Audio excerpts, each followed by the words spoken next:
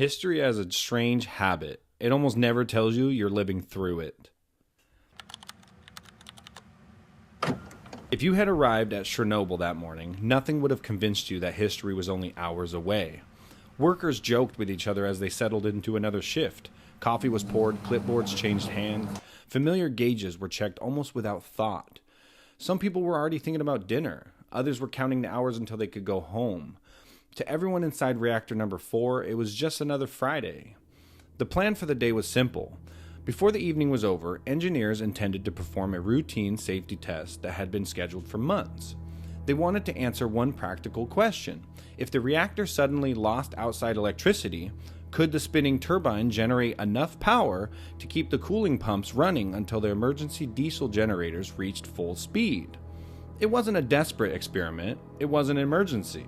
It was simply another item on the schedule. Then the schedule changed. Electricity demand across the region was higher than expected, and the reactor was asked to continue supplying power instead of beginning the test. Delays like this weren't extraordinary. Power stations adjusted to changing demand all the time, so nobody treated it as the kind of moment that would someday be written into history books. They simply adapted. Hours passed, routine work continued, and eventually the day shift came to an end.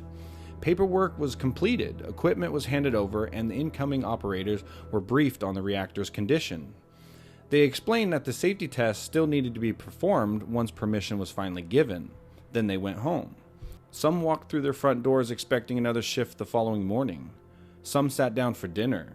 Some relaxed after work, completely unaware that the place they had just left was only hours away from becoming one of the most infamous locations in modern history.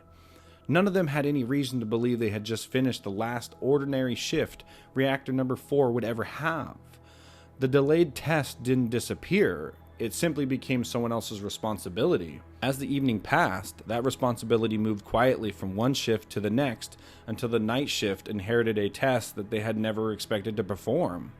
One ordinary delay had quietly changed who would be standing inside reactor number 4 when history arrived.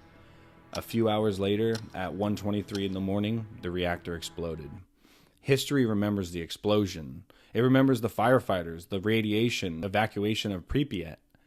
But for everyone who worked that Friday, it was just another day, until it wasn't. Thanks for being here today. My name is Chris. I hope to see you on the next one. Please subscribe and like for more.